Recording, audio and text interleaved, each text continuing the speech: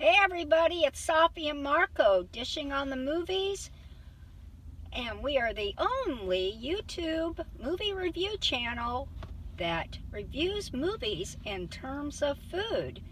But today we are doing episode 4 of Better Call Saul, called Namaste. And if you don't know what that refers to, it is a yoga term, and I'm not sure exactly what it means, but I think it's something like peace be with you, or I'm at peace, or everything's fine. So let's see, the main people who were part of this show, this episode, were Jimmy, of course, Kim, Mike, a little bit of his daughter-in-law, Howard, and Gus, and Gus's employee, the boy who is a very dedicated employee and does a lot of hard work. And he's nosy. I don't know about that. I don't remember that, but from season 3, they've shown him in another.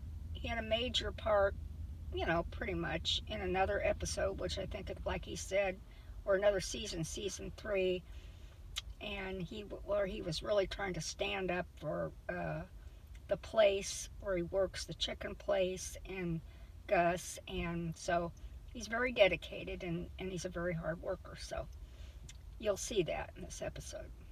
So let's begin with, they started in I didn't know what it was. I guess it was a pawn shop, apparently. And I've been thrifting for my store, and so I thought, oh wow, look, Jimmy's thrifting. Why? And so he would pick up these big, pretty big items. Not overly big, like a big picture, or like a medium-sized heavy object, and he'd go around and he'd pick it up and he'd swing them around, and like, what the hell? You've never seen any thrifter get something and swing it around. They're just usually carefully picking it up so they don't break it. That's something that Better Call Saul likes to do. They like to have some random comedic things happen without explaining, like, the context. Mm-hmm. And then they'll explain the context. Kind of like the scene in season 3 where Jimmy's picking through the garbage can, and then Gus comes over and he's like, what are you doing? And that was funny and everything, but then it turned out that he was looking for something important, like evidence, and then he drops his watch in it. But that's an example. So I like that scene. It was a very Better Call Saul scene. It was a great, because we were both wondering, what is he doing? What is he looking for? And what is he going to do with it? He's not thrifting. He's not reselling. So what is he doing? Is he collecting? Is he just bored? I was thinking maybe he's getting some decoration for his new office. Oh, yeah. Could have been doing that. Or something for a case, like maybe fake evidence. Yeah, fake new evidence for something. So after picking up all these, I say medium, heavy objects, he ended up, he saw these bowling balls, and they were very nice bowling balls, by the way. They looked in perfect shape, they had a mark on them, and they might have even had a couple bags over there with them, which is good, because Marco says there were 3. I know there were at least 2. And so he picked them up, and of course, you know what you do with the bowling ball, you swing it around, where you swing it through, and it goes down a lane. And both Marco is a big bowler, and I've also bowled too with him. And so we know what that's all about. We thought, he's going to go bowling now with Kim, maybe? Of course, they'd have to probably have 2 different sizes of balls. Well, you know it would be really funny? It'd be really funny to see Nacho and that other bad guy go bowling with him. You know, like all the Mexican gangster guys going bowling. Well, it'd be fun to see them all go bowling as a cast. Like, oh, this is what we did after this episode. They did, the Breaking Bad cast actually did that. There was this TV show that went on for like a little bit, and it was from the guy who does Talking Dead. And he loves bowling. And so he made this show where he took casts of movies and TV shows to go bowling. And so there's actually an episode with the Breaking Bad cast going bowling. So, anyway, he buys the balls. And maybe the bags, too. I wouldn't buy the balls without the bags. And he has the money, so we see him leave with the bowling balls, and that's it. We don't know anything else. We're like, weird. I mean, there's nothing. I mean, even right after, there was nothing, and we're like, what the hell? So, what'd you think of the episode as a whole? Don't go through the whole episode. Just what'd you think of it? I'm just thinking. I liked it. Did you like it? I liked it because it wasn't. It was. I guess there were just a lot of mysterious things that happened, and there were things that you expected to happen. But there are a lot of things just like that one. Well, at first you didn't know. You found out near the end what it was for. And it was still weird. Because of the order in which everything happened. I don't get it. And, let's see. I'm just trying to think. Yeah, I liked it. It just, sorry. It was full of some surprises. Uh-oh. What's that, Sophie? I have a dry throat. And I eat peanuts. Oh, okay. Anyway, you sure? I liked the episode, and I can't wait for next week. And to answer. You mean this week? Oh yeah, this week. Sorry, to answer some of the questions I have about what happened, because it may not have been it made it not have been perfectly explanatory, and to see what is going to come up now, and. I guess another big thing I could say was that another big thing was Kim and that client in the desert who Mesa Verde wants his property, trying to force him off of it, kind of like an eminent domain thing, only they have some other contractual term. There's something he did years ago when he bought the property, and don't ask me to explain. They did the same. Remember what other AMC show did a plot like this? With this plot in it? No, but it's... Hell on Wheels, season 3. Remember they were trying to get that family's property because of eminent domain, and then the family, like some of them try to kill them. They start shooting at them, and so then they have to execute one of them and everything. That was the Mormon family. Oh yeah, and then he sleeps with that teenage girl. Totally out of character, but yeah. Anyway, it reminds me of that since they're both AMC shows and everything. But I like this episode as well. I thought that it's different watching stuff when you have a pulled muscle, since when you laugh it could tighten up your chest and everything and kind of aggravate your pulled muscle, and so it was kind of hard to watch some of this episode because of that, but still I really liked it. I thought it was entertaining. I thought that it was a perfect episode of Better Call Saul. Not like a great like A+ episode, but I'd still give it like an A- because I'm really positive about it. I can't really think of anything negative except for the fact that, well, we just need to see what happens next.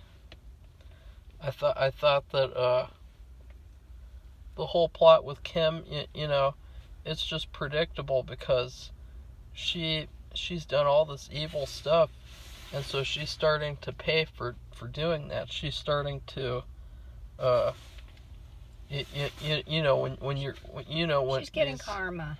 Yeah, these plots where you're evil, and then you start getting in too deep, and that's where she's at right now. She's working for this evil big bank company and all this other stuff, and I mean, she's cheated for them. I mean, basically on every step of the way. She cheated for them in season 4 on purpose. In season 2, she ignored that Jimmy did what he did for her to get the bank to be her client to begin with. She joined that evil firm that we've known as evil since season 1, and then they actually made and it's funny because she loves doing pro bono work, and well, this evil firm forced her to stop doing that, drop everything she's doing, and run over and go deal with Mesa Verde. Yeah, isn't that nice? And they're It's hard to reconcile with client. It just shows that that she's finally starting to deal with consequences, which is good, but still she's not going to learn anything because she got in that car accident, and what did she do?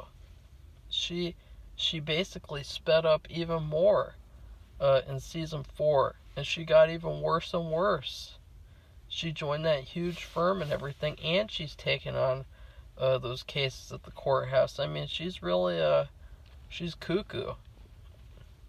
Well, I'm still thinking she's trying to do, at least in the middle of it, she's trying to do the right thing. But of course, in order to do the right thing, she asked Jimmy to see if he can talk that guy who has the property to be his client. What do you think Jimmy's going to do, though? Well, of course, he's going to, who knows Jimmy's going to do what Jimmy does. That's right, and she knows that. And she knows that. And so she's, again, doing something illegal.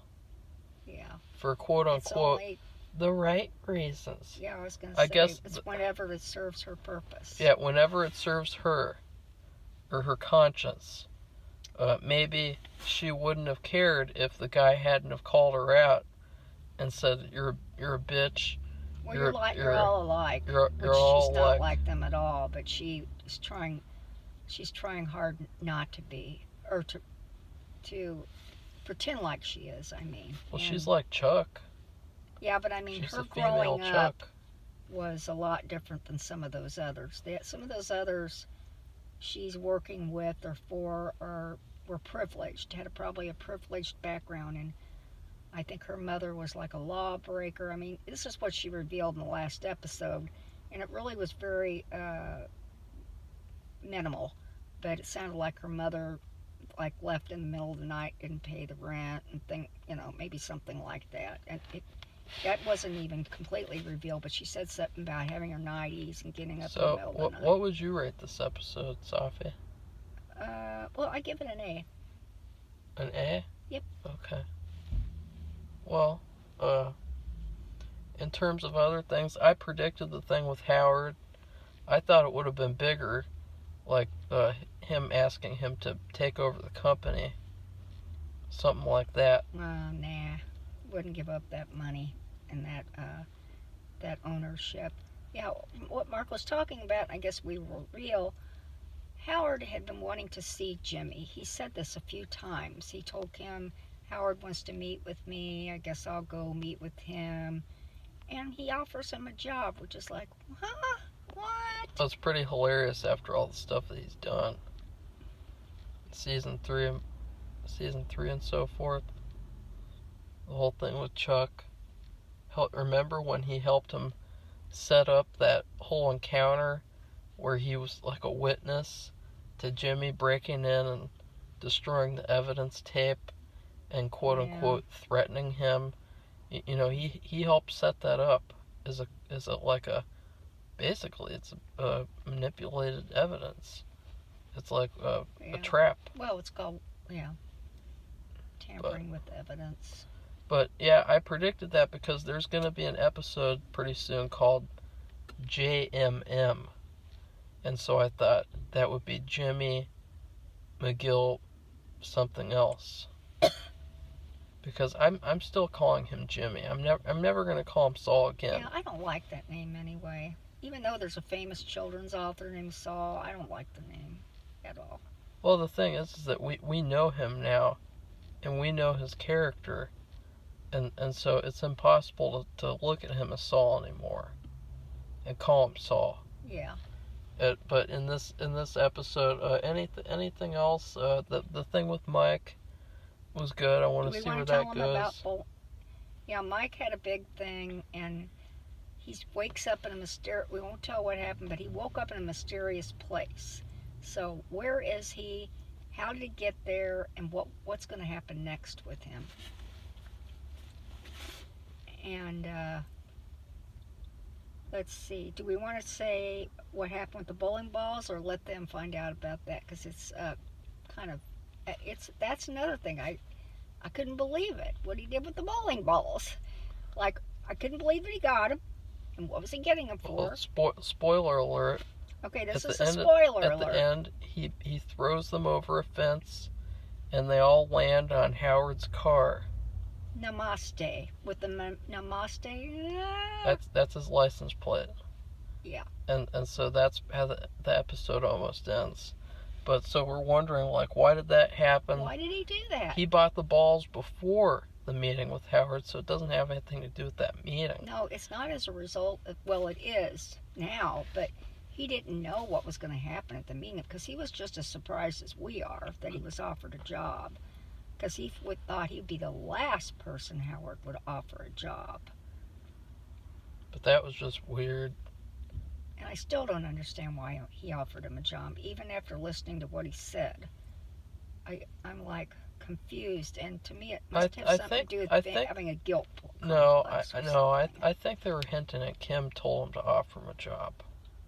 Oh, I don't know. I think that Kim told Howard she doesn't like where he's going, and so he should offer him a job.